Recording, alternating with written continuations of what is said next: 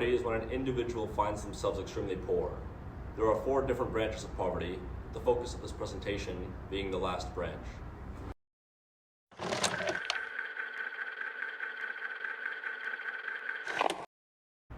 Situational poverty is depressingly common. People here may have even witnessed it or experienced it.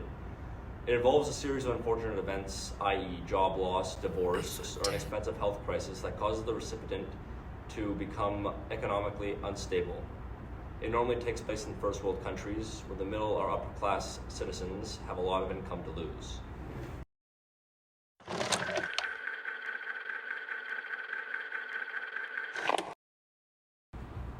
Generational poverty is a label for people who are part of a family that has been in poverty for at least 2 generations. This one is especially saddening because it completely changes the mindset of a person. They act and think differently than someone who grew up wealthier. They are constantly in survival mode, unable to plan and focus on their own future. Instead, trapped inside a stressful and toxic lifestyle where your focus is scrounging for your next meal. It's a difficult cycle to break because it's been shaped by previous generations.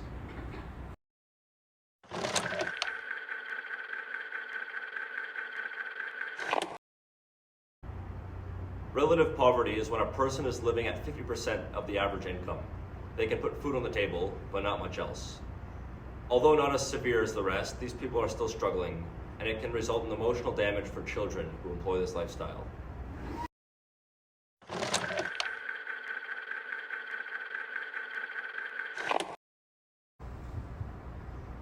Absolute poverty is mainly observed in very urban areas, and is when a person has an absolute lack of resources, food or shelter, and access to healthcare in some countries, i.e. homelessness, and the primary focus of this independent study.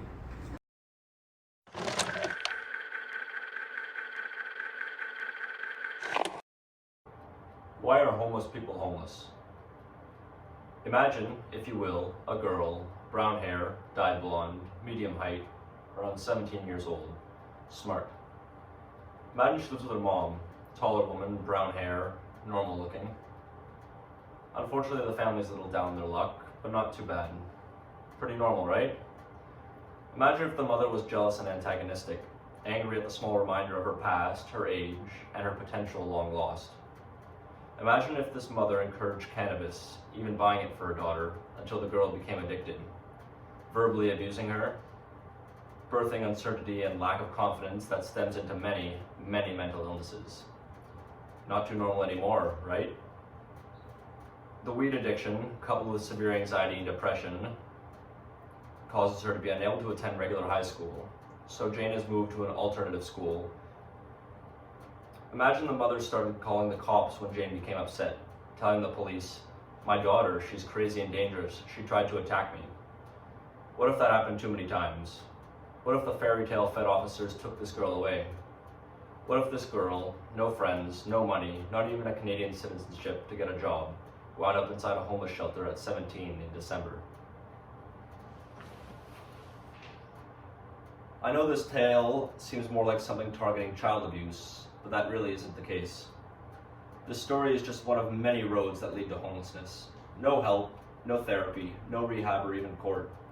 It leads people to a homeless shelter or the streets. Somewhere in this system, these children, adults, teenagers that need help, need the care of others, are forced to take care of themselves 100% in the hardest level possible. What a sick joke!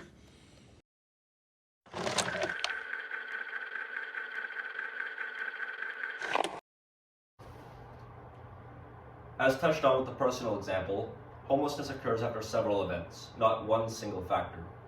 Structural, situational, and systematic factors all gang up together to push people out onto the streets. Structural factors such as a lack of income, perhaps due to inexperience in acquirable fields, or a lack of citizenship, even mental illness. Inflation making affordable housing, especially in big capital cities, almost impossible. Discrimination, whether religiously, culturally, or racially. Situational poverty. A pillar to poverty discussed before. Anyone can be one bad day from finding themselves out on the streets or flat broke. Personal circumstance. Addiction, discharge from the military, or downsizing in your office or workplace. systematic failures, aka the big one. Imagine the laws and legislations, programs, and funding that go to help prevent homelessness entirely, with help throughout these aforementioned problems, become the most prominent cause of your new life. Transitions from child to adult welfare being difficult and time-consuming, and sometimes forgetting about you entirely. Terrible discharge planning for mental and medical hospitals, as well as addiction and rehab facilities. A lack of support for immigrants and refugees.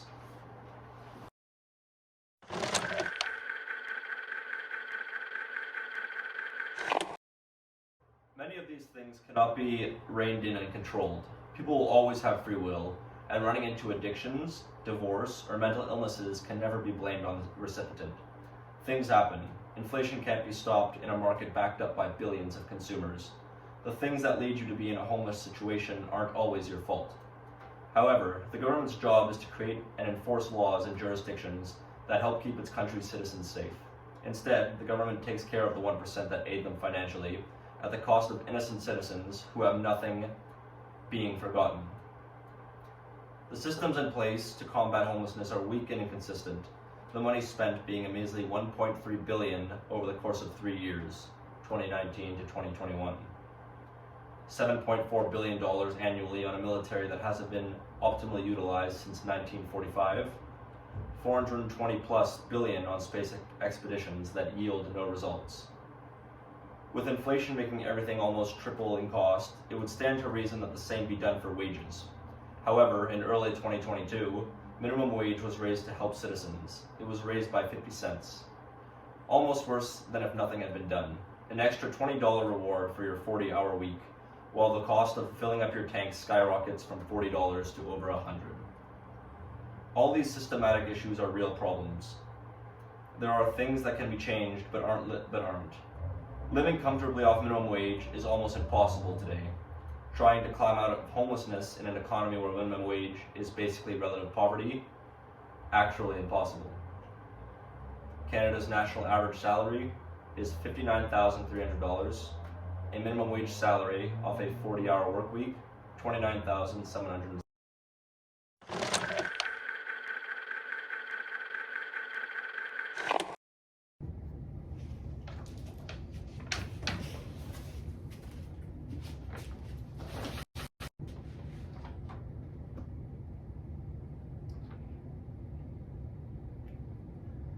It's time for a little honesty right now.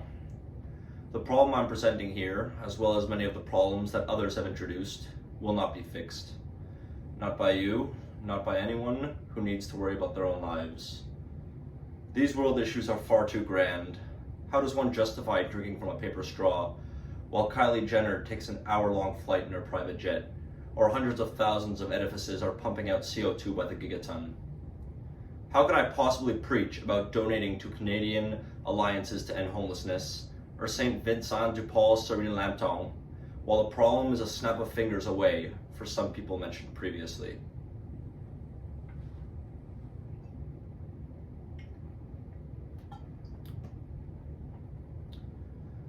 Because it is the best me or anyone else in this room can do, right?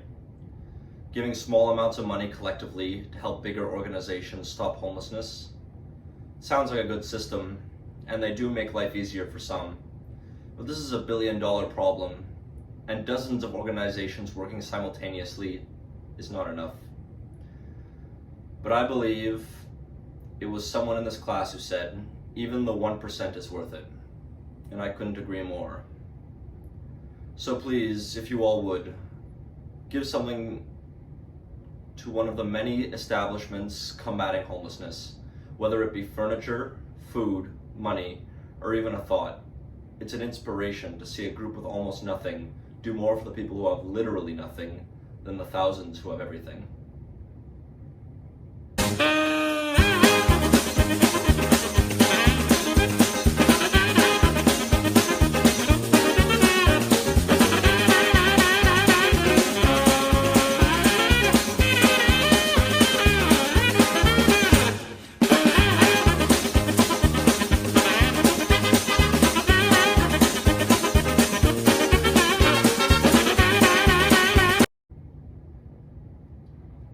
When you walk through Ottawa, Montreal, Cornwall, or any other city in Canada, and you see homeless shelters, soup kitchens, etc., it's a result of establishments like these, organized or less so, taking time to help those in need. However, even with the help they're getting, it is obviously not nearly enough. Homeless people can still be seen sleeping on subway vents, leaning against public buildings, and gatekeeping malls. These are the people who slip through every possible crack that the government and charity organizers overlooked, the saddest denominator, and the people who objectively need more help.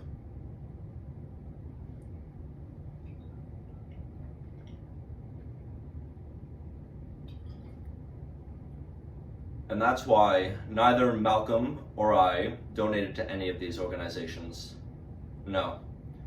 We're setting out into town, Ottawa, and giving money directly to the people who need it most.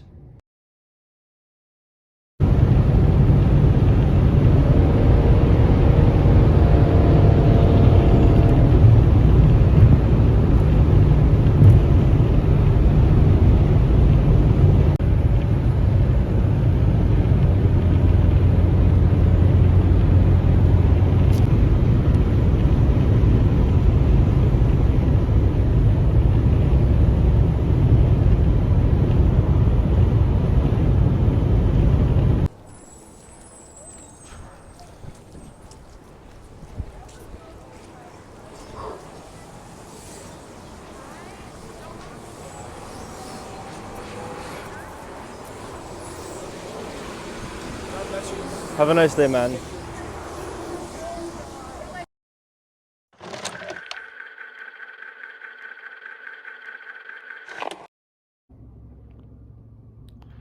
Although I had originally desired for the escapade into Ottawa to yield at least 20 homeless people, I only managed to find 5. So even though I made even less of a difference than I would have if I had donated to a cause, I still got to see the people that I helped personally.